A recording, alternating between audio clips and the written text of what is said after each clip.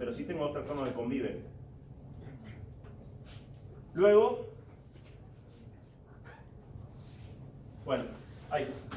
luego pueden ser simples, pueden estar un solo trastorno, pueden estar compensados de otros trastornos, pueden ser mixtos, pueden ser triples, o cuádruples, o quíntuples.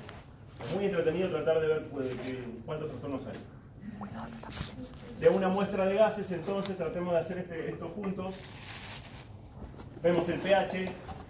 Si el pH está menos de 7,38 hay una acidemia. Si está menos de 7, acá debería corregirlo, más de 42 es una alcalemia. Los procesos que desvían el pH son acidosis y alcalosis. ¿Vamos bien hasta ahí? Entonces lo primero que veo es el pH. Ya vi que la ecuación era de la fórmula de la muestra era coherente, analizo entonces el pH. Tengo acidemia o alcalemia, acidosis o alcalosis. ¿Bien? De esto depende. Si el pH es menor a 7,38, me fijo cómo está, puede ser metabólica o puede ser respiratoria. Para que sea metabólica, el bicarbonato tiene que estar menor a 22, porque era 24 más menos 2, ¿recuerdan? Entonces si tengo un pH ácido con un bicarbonato bajo, es una acidosis metabólica.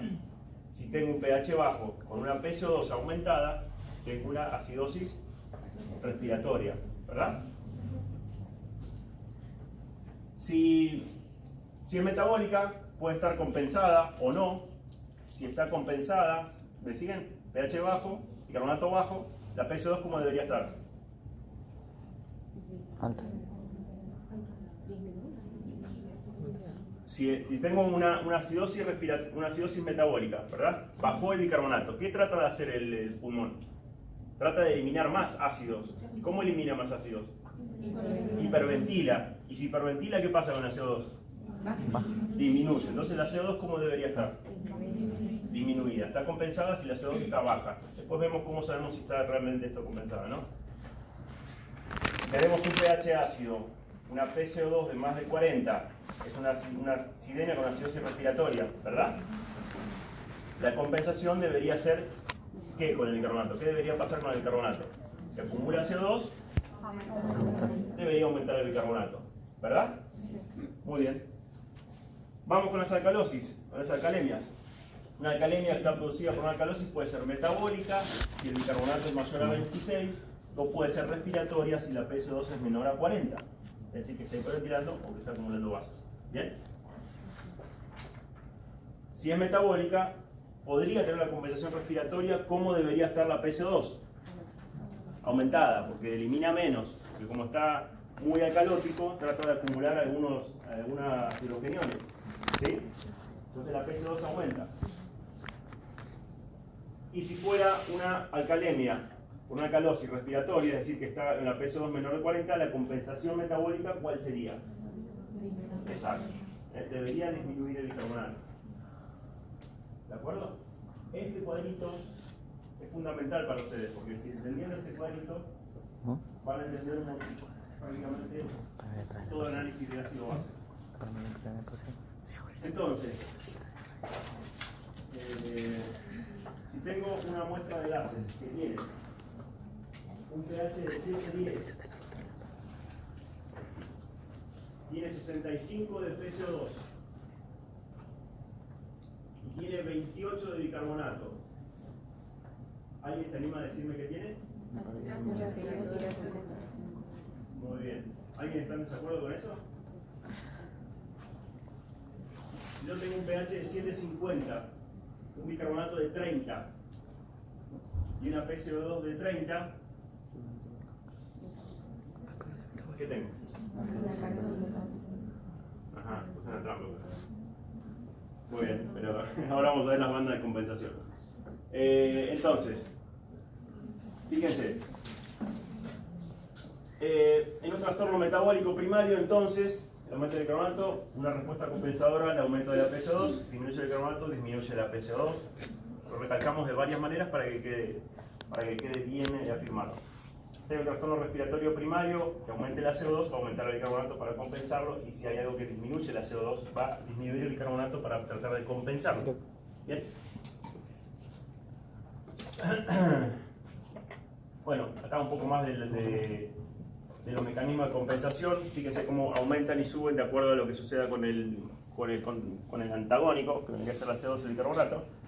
Pero hay cosas que quiero que queden muy claras. Primero, los mecanismos de compensación tienen limitaciones fisiológicas. Y esto quiere decir que nunca normalizan el pH. Nunca normalizan el pH. ¿A alguien se le ocurre por qué?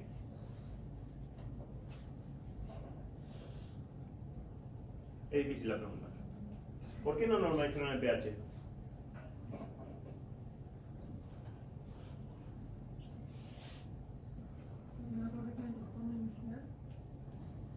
Bueno, no corrige el trastorno inicial, es cierto, pero ¿por qué no normaliza el pH? Podría, pero no lo hace. ¿Porque tiene limitaciones? Sí, tiene limitaciones. Sí. ¿Pero por qué? Porque la célula se adaptó al periodo anterior y entonces si lo pone de vuelta, tiene un retroceso. No, pero no está mal. Es una hipótesis, pero no. ¿Qué será?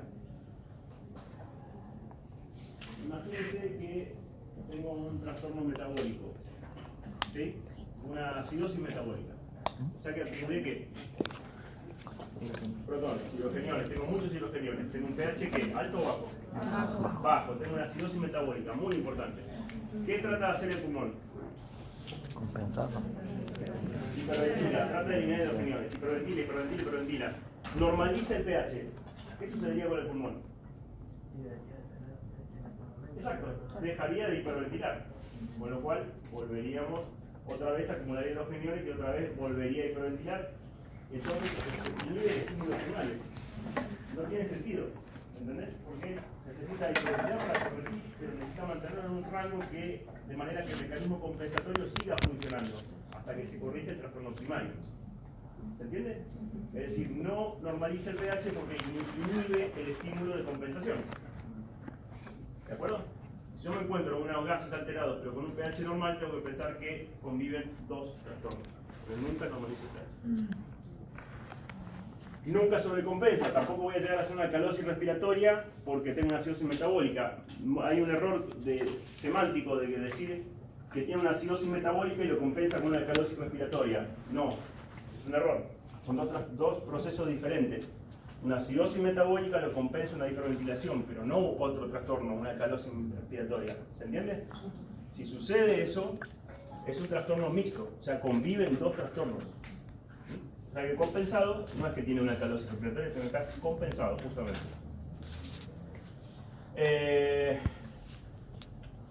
Si los valores, bueno, no coinciden o está en un pH normal, pensar en un trastorno mixto, por supuesto, ¿verdad? ¿Sí? Los mecanismos fisiológicos de compensación no normalizan el pH porque inhiben el estímulo de compensación. Recuerden.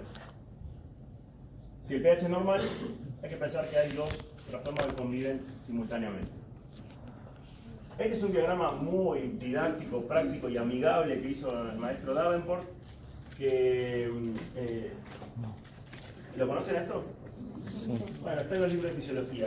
Es un poco engorroso cuando uno lo ve, como que uno se pierde un poco, pero acá abajo tenemos el pH, acá tenemos el bicarbonato plasmático y acá tenemos la CO2. Y bueno, por supuesto, el bicarbonato normal de 24 con un pH de 7,40 y una CO2 de 40, ¿verdad? ¿Sí? Si el paciente empieza a hiperventilar y disminuye la CO2, por ejemplo a 30, ya el pH, ¿sí?, va a ser de 7,50, por ejemplo. ¿Me siguen? Y el bicarbonato va a ser de... Perdón. Va a tratar de disminuir, o sea, por debajo de acá, 20. ¿Sí? Es eso, tratar de triangular los ejes. La verdad que a mí no me parece muy amigable, pero bueno, está en los libros, compréndanlo. Hay que sentarse y digerirlo. Bueno, miren, acá está la banda de compensación. Esto debería estar en el bolsillo de todos los residentes que hacen medicina asistencial. Como decía Einstein, no es necesario guardar en el cerebro lo que puedes guardar en el bolsillo. O sea que no importa que lo tengas en el bolsillo, siempre y cuando sepas usarlo y sepas ir a buscarlo en el momento adecuado. No hay que memorizar esto. Pero fíjense que cuando hay una acidosis metabólica, el bicarbonato está muy disminuido, entonces en respuesta compensatoria disminuye la PCO2 y va a disminuir más o menos esta fórmula. Una PCO2, el bicarbonato por 1.5 más 8 más menos 2. Límite de compensación, 10 milímetros de mercurio en un lapso de 12 a 24 horas. ¿Sí? Si la PCO2 no está dentro de estos parámetros, ¿qué sucede? Estamos en problemas. ¿Qué sucede si la PCO2 no está dentro de los parámetros? Tengo una acidosis metabólica y la PCO2 que calculé no es la que está... No es la que ¿Disminuye el intercambio de gases? ¿Cómo? ¿Disminuye el intercambio de gases? Bueno, pero más allá de eso, ¿qué sucede? ¿En qué estamos en presencia de qué? Si la PCO2 no está en el parámetro de compensación, otro trastorno, un trastorno mixto, o sea, tiene otro trastorno. Si la PCO2 está dentro de este margen, ¿sí? Estamos bien, ¿verdad? Entonces, por ejemplo, yo tengo 735 de pH, todos tienen calculadora en sus teléfonos, 735 de pH, ¿sí? Tengo 20 de bicarbonato y tengo 35 de CO2. ¿Me pueden calcular si está bien o no?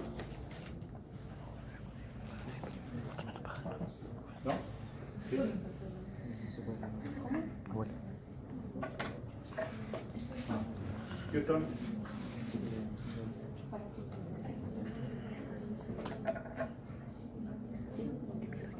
¿Quién me podría calcular eso? O por lo menos, ¿cómo lo haríamos?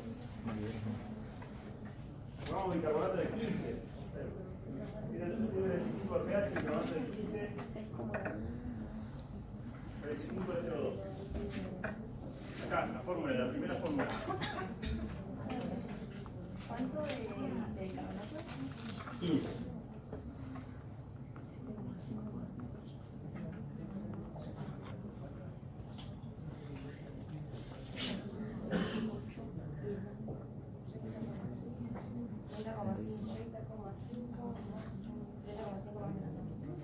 ¿Eso te dio?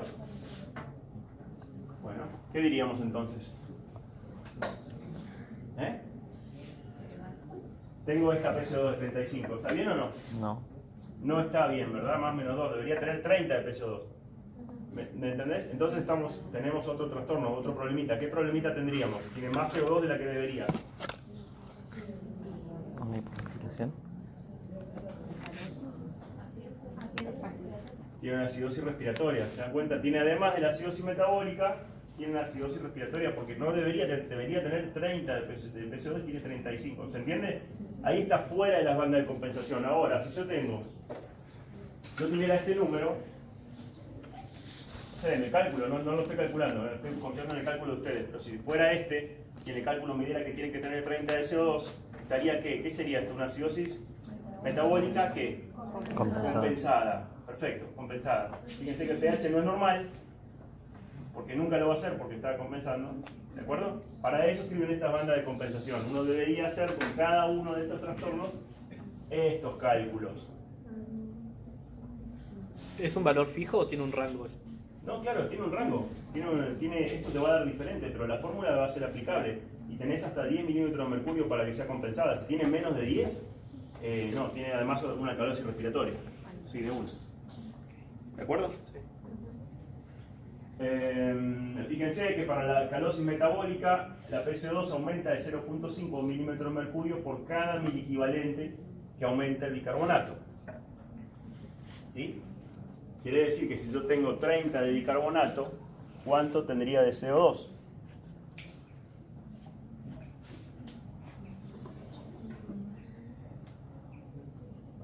Que si tuviera 30 de bicarbonato, ¿cuánto tendría de CO2?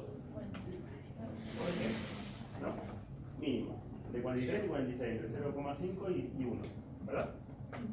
¿Ves? Pero sí, 43, 46, 44, 45, 46, esta es una alcalosis metabólica que compensada. ¿De acuerdo? ¿Se complicó la cosa, muchachos?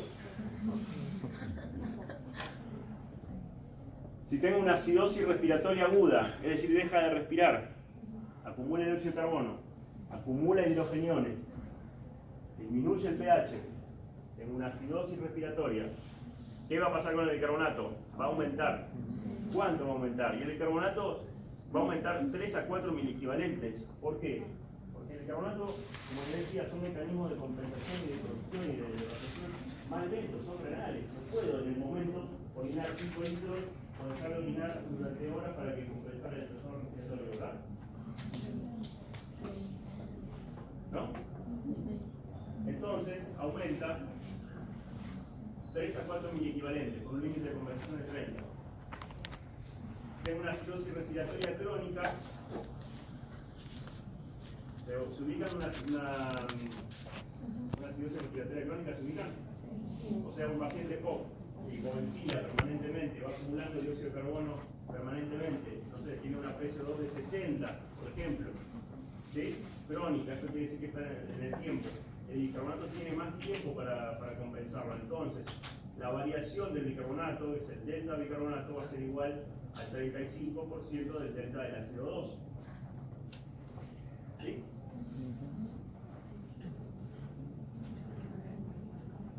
Por el contrario, una alcalosis respiratoria aguda, el paciente que hiperventila, baja drásticamente el dióxido de carbono y el bicarbonato baja. ¿Cuánto? Y 2 a 4 miliecalentes. ¿Por qué? ¿Por qué? Porque es agudo y no me da tiempo el riñón de hacer mucho más cambios, hace lo que puede. En realidad ni siquiera lo hace el riñón, lo distribuye en el plasma, se redistribuye el bicarbonato de tal manera que baja 2 a 4 puntos, pero el bicarbonato total no baja. Sí, es la alcalosis respiratoria crónica, que este podría ser el único trastorno que podría normalizar el pH. El único.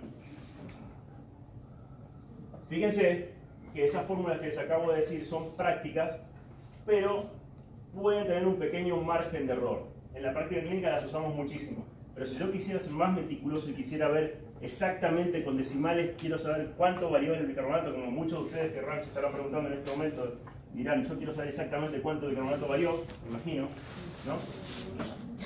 Pueden usar estas, que son índices. La fórmula es un índice de variación, sépanlo, no se preocupen, esto hay que calcularlo y después ir a una tabla para ver si está bien lo que calculé, no se preocupen. Bueno, y ahora empieza la clase. Vamos a ver los trastornos de equilibrio ácido-base, que son estos que están acá, estos poquitos. Tenemos trastornos simples, metabólicos y respiratorios, y trastornos mixtos, respiratorios metabólicos, metabólicos mixtos o desórdenes triples. Vamos a empezar por los trastornos metabólicos. Se pueden dividir en la acidosis metabólica y la alcalosis metabólica, ¿verdad? Vamos por la alcalosis primero, ¿les parece? ¿Qué sucede en la alcalosis metabólica? Hay un aumento del bicarbonato sérico, ¿sí? Que va a variar el pH, va a aumentar el pH de manera que pueda haber alcalemia. ¿De acuerdo? Solamente de repaso, ¿qué sucedería con el dióxido de carbono? Aumentaría, ¿verdad? Trata de retener ácidos para que el pH sea normal. Recuerden, ¿por qué se produce una alcalosis metabólica? ¿Por qué llegaría yo a tener una alcalosis metabólica? Bueno, porque puedo o perder ácido o puedo aumentar los bases, ¿sí? El pH alcalino va a estimular los quimiorreceptores del tallo encefálico, que a su vez va a hacer que se deprima la ventilación alveolar, como cuando alguien se duerme, y aumenta la PCO2, ¿verdad? ¿Cuánto va a aumentar la PCO2? 0.5 milímetros de mercurio por cada miliequivalente de aumento del bicarbonato. Límite de compensación de 55. Causas.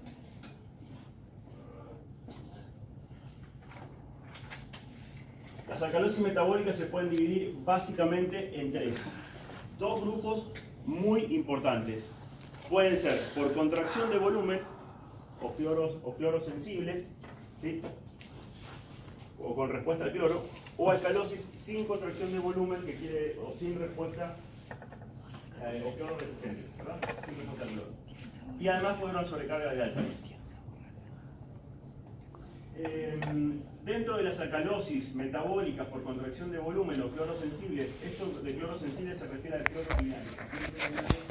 Menor de 10, el cloro sensible tiene el cloro binario, mayor de 10, el cloro resistente. Quiere decir que si tiene un cloro menor de 10, ¿sí? El cloro sensible yo lo puedo corregir con agua. Esto es básicamente deshidratación. Contracción de volumen significa, en términos médicos, de deshidratación. Entonces pensemos en los trastornos. Por ejemplo, gástricos, vómitos, sondas nasogástricas con alto débito, diuréticos, excesivamente diuréticos, la alcalosis metabólica poshipercámica cuando corrige, estados diarreicos, por ejemplo en niños, o patologías que tienen colónicas especiales que pierden cloro. ¿Me siguen? Alcalosis metabólica por contracción de volumen o cloros sensibles. ¿Bien? Si tenemos una alcalosis metabólica sin contracción de volumen, ¿cuáles pueden ser? Y tenemos las variantes hipertensivas y las variantes no hipertensivas. ¿sí? Ambas tienen hipocalemia, pero pueden ser hipocalémicas hipertensivas y hipocalémicas hipertensivas. Y acá me parece que estoy perdiendo varios. ¿Me equivoco? Bueno, yo tengo un rato más. ¿Quieren hacer una pausa de 5 minutos? ¿Seguimos adelante? ¿Quieren que repasemos atrás, que no avancemos más de acá? ¿O quieren que siga? Listo. El que no quiera, que se puede levantar y se puede ir, no hay ningún problema. Seguimos entonces. Tenemos alcalosis sin contracción de volumen, o sea que el cloro urinario va a ser mayor de 10, quiere decir que no va a responder, por más que yo le dé agua, no va a mejorar, por más que le tire fisiológico, no va a mejorar. Tenemos variantes hipertensivas, hipocalémicas, y no hipertensivas, hipocalémicas también. Sepan que las hipertensivas se refiere básicamente a trastornos relacionados con los corticoides, ¿sí? Exceso primario de mineralocorticoides, defectos en el metabolismo, es decir, que los corticoides se fabrican en adecuada cantidad pero no se destruyen, o síndromes más extraños.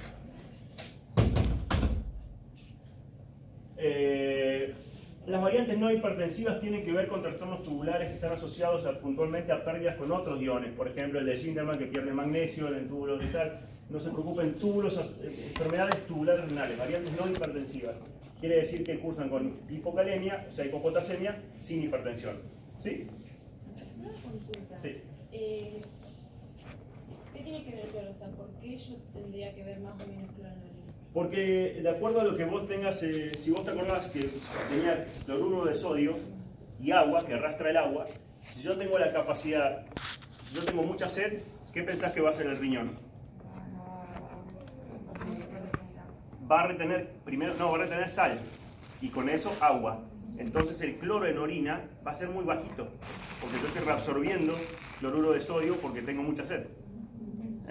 Entonces son cloros sensibles, estoy deshidratado, el cloro urinario es bajo, entonces yo le doy agua, va a mejorar. Ahora, si además de eso el cloro es alto, el problema no está probablemente en el riñón o los corticoides. ¿Sí? ¿Te das cuenta? Entonces, por eso les decía, siempre piensen en contracción de volumen, deshidratación, todo lo que te genera deshidratación. Si no tiene contracción de volumen, o sea, el cloro urinario es alto, el problema ¿dónde está?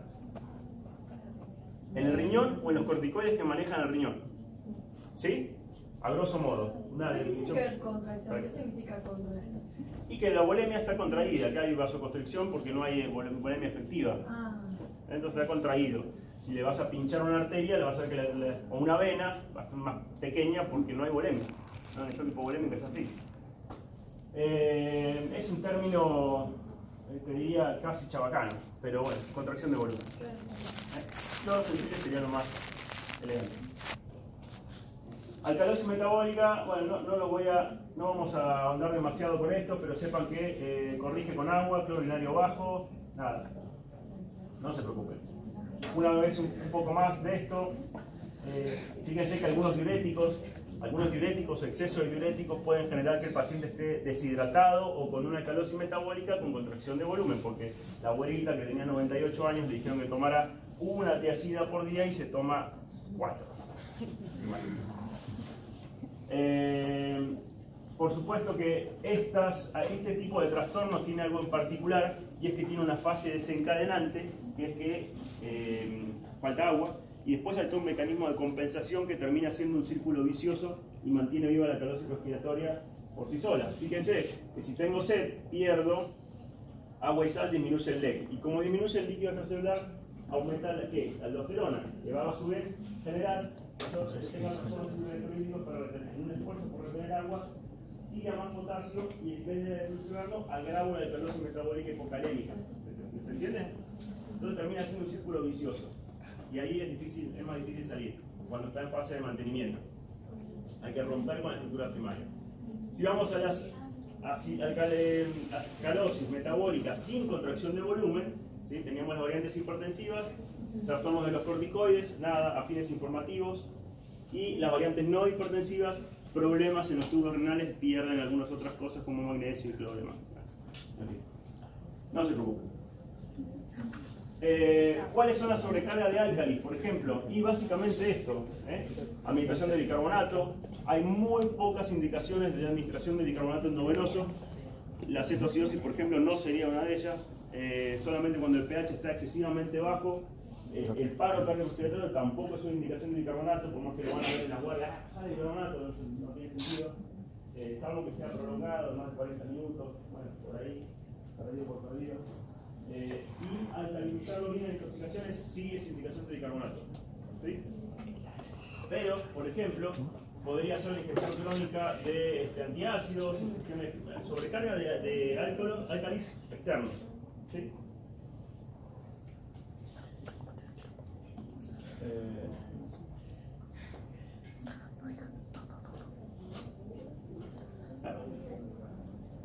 No se preocupen. Bueno, ya vimos, de todo lo que tenemos acá, vimos los trastornos simples metabólicos de alcalosis. ¿Sí? Para darles ánimo. Vimos este renglón. Vamos ahora a uno de los más entretenidos, que son las acidosis metabólicas. ¿Sí? Las acidosis metabólicas, a su vez, se pueden clasificar en dos: con el anión restante o GAP normal o con el anión restante elevado. ¿Ustedes saben qué significa GAP? ¿Qué? ¿GAP? ¿Qué significa? Sí, espacio, brecha. Muchos de ustedes deben conocer Londres. ¿Alguien conoce Londres? Brecha, ¿no? No. ¿Sí? ¿Quién lo conoce? ¿Quién? Levante la mano. ¿Nadie conoce Londres? ¿En serio? ¿Vos? ¿Viste el viaje en el subte en Londres? Bueno, si hubiese viajado en el subte, cuando bajás al subte hay una línea amarilla pintada con toda una cosa cruzada y hay un parlante que te taladra el cerebro que te dice Mind the Gap, que significa respete la brecha, respete la línea. Gap es una brecha, un espacio. Y eso mismo es el anión restante, el famoso gap de la acidosis metabólica, es una brecha. ¿Sí? Entonces, fíjense, ¿qué sucede? Tenemos una carga de ácido fija. Cuando hay una carga de ácido excesiva, ¿sí? O cuando tenemos problemas de excreción renal, empezamos a acumular ácidos y tenemos acidosis metabólicas. Cuando disminuye el bicarbonato, ¿qué sucede con la CO2? Disminuye porque trata de compensar, hiperventila y trata de compensar. ¿Sí? ¿Estamos de acuerdo? Fíjense, acá nuevamente la banda de compensación esperada, se la calculamos con esto, límite de compensación 10. Una forma muy práctica, que no se la dije primero para que entiendan las más complejas, pero una que hacemos muy rápido sobre la guardia es, la PC2 esperada suelen ser los últimos dos dígitos del pH. O sea que si tiene un pH de 32, yo esperaría una CO2 de 32. Toda la otra explicación era para confundirme. Esta fórmula es muy práctica, pero es poco efectiva. O sea, es muy sensible, pero poco específico. ¿Sí? Como Juan Pérez. ¿Hay algún Juan Pérez acá? Juan Pérez es muy sensible, pero poco específico. ¿Cuáles son las manifestaciones clínicas? Neurológicas, hiperventilación porque trata de compensar. Si baja de 6.8 tengo riesgo de coma por muerte. Gastrointestinales, vómitos, náuseas, dolor abdominal, diarrea, cardiovasculares, disminución de la contractilidad cardíaca, porque la alcalosis, cualquier alcalosis, aumenta la afinidad del calcio por las proteínas y genera una hipocalcemia efectiva. Y eso genera problemas a nivel cardiovascular, sobre todo repolarización, alteraciones de QT y algunas arritmias más. O sea que sí. Hematológicas, leucocitosis, hipercalemia, en fin. Nosotros tenemos aniones no medibles, ¿verdad? Los aniones no medibles, el famoso GAP, son aniones no medibles. Son, por ejemplo, cargas de proteínas, fosfatos, sulfatos y hay otros ácidos orgánicos que están dentro del GAP. El GAP no es nada más que la diferencia entre los positivos y los negativos de un espacio. Por ejemplo, fíjense, en lo normal tenemos 140 miliequivalentes de sodio positivo, tenemos un bicarbonato, supongamos 25, 24, 25, el cloro es de 105, ¿sí? Y el restante, que acá están todos estos que les digo yo, fosfatos, sulfatos, proteínas y demás, eso es el anión GAP. O sea que lo normal sería que estuvieran 10, 12, 8, normal. ¿De acuerdo? Sí, existe una disminución del bicarbonato. Fíjense que acá el bicarbonato es 15, o sea que disminuyó el bicarbonato. A expensas de que aumentó el gap. ¿Lo ven? Disminuyó 10 puntos el bicarbonato, pero disminuyó porque aumentó el gap 20 puntos. Quiere decir que aumentó algo dentro de esa bolsa que tiene el gap de fosfatos, sulfatos, aniones, proteínas, demás. Algo aumentó. No sé qué todavía, quizás sí aumentó algo. Porque el cloro es normal. ¿Ven? Por eso son normoclorémicas, porque el cloro es normal. Acidosis metabólica con cloro normal o con gap elevado. ¿Sí? Si por el otro lado el bicarbonato disminuyó 10 puntos, pero no lo hizo a expensas del gap, el gap es 10, es normal, está bien, pero disminuyó a expensas de un aumento del cloro, ¿se dan cuenta? La carga es la misma, 140, pero disminuyó y aumentó el cloro, son acidosis metabólicas con anión gap normal o hiperclorémica. ¿Sí? Esto es fundamental de comprenderlo ahora. ¿Es ahora o nunca? Entonces acá dividimos las aguas en dos. Normoclorémicas, hiperclorémicas, con gap elevado, con gap normal. Y acá se nos empieza a clarificar todo el panorama de las acidosis, porque es muy sencillo pensarlas ahora. Fíjense. También hay que corregir el gap. No lo digo complicar tanto, pero bueno, se corrige el gap a la albúmina y las proteínas, porque dentro del gap están las proteínas justamente, o sea que tenemos que corregirlo, pero no se preocupen por ahora. ¿Sí? Entonces tenemos, fíjense, no sé por qué empecé por las de anión restante normal o hiperclorémicas, pero fíjense, las acidosis metabólicas con anión restante normal, o sea que el gap está normal, no se acumuló nada, tengo exceso de cloro, ¿qué puede ser? Y algunos trastornos en la eliminación de ácidos y minerales gastrointestinales, sobre todo, fístulas pancreáticas, diarreas, desviaciones, y en las insuficiencias renales terminales. En la insuficiencia renal terminal, porque al principio la insuficiencia renal acumula y entonces me da una acidosis metabólica con gap elevado. Pero cuando es terminal, ahí puedo tener la acidosis metabólica alta.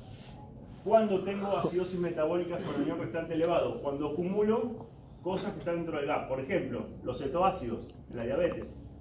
¿Sí? Por ejemplo, la cetoacidosis no solamente es diabética, podría ser también, por ejemplo, por inanición, por alcoholismo, por diferentes circunstancias, que los cetoácidos están dentro del gap, se acumulan, disminuyen el bicarbonato, expresa el aumento de este y tengo una acidosis metabólica con gap elevado. ¿Sí?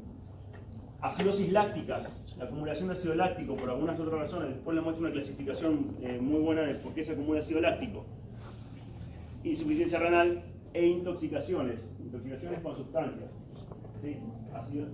Ahora, ¿comprenden el anión restante elevado? Es todo lo que se acumula, todo lo que se está acumulando en esa bolsita del gap.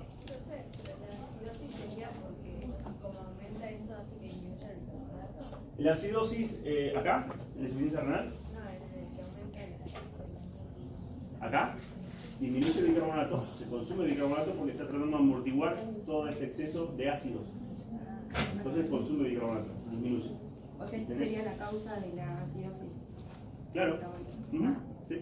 Esta sería la causa de la acidosis metabólica, en este caso. Veamos la acidosis metabólica. Por ejemplo, me parece interesante repasar la que se produce en la cetoacidosis diabética, que es nuestra circunstancia clínica común. Podría ser, el metabolismo de la glucosa podría estar alterado o porque no hay glucosa, porque no estoy comiendo, o porque no tengo insulina para metabolizarla, o para que entre a la célula. Entonces metabolizo otras cosas, por ejemplo ácidos grasos. Y de este metabolismo, de ácidos grasos, surgen, por ejemplo, estos ácidos. El más importante es el beta-hidroxibutírico o butirato, que es no medible, no tengo un sensor de laboratorio para medirlo. A veces me da que tengo una acidosis metabólica con gap elevado y no tengo cetoácidos para medir, no tengo cetoacetato. O sea, me da negativo, pero igual puede haber cetoacidosis, por esto que les estoy explicando. ¿Sí se entiende? Entonces voy a tener un paciente que tenga hiperglucemia, acidosis metabólica con gap elevado, y puedo tener cetoácidos o no, pero yo sé que tiene una cetoacidosis. ¿Bien? Bueno, diabética, en fin, de inanición, nada. Detalles que no vienen al caso. Vamos con las acidosis lácticas, que también me interesa que las repasemos un poquito. El ácido láctico se produce a través del metabolismo anaeróbico del piruvato. Cuando no hay suficiente oxígeno para metabolizar esto, la célula se las arregla para conseguir energía a costa de algo y utiliza este circuito de metabolismo con un producto de agregación, el lactato, y se acumula ácido láctico, ¿verdad? Entonces tenemos dos tipos. Tipo A, con hipoxia tisular clínicamente aparente, por ejemplo, imagínense cosas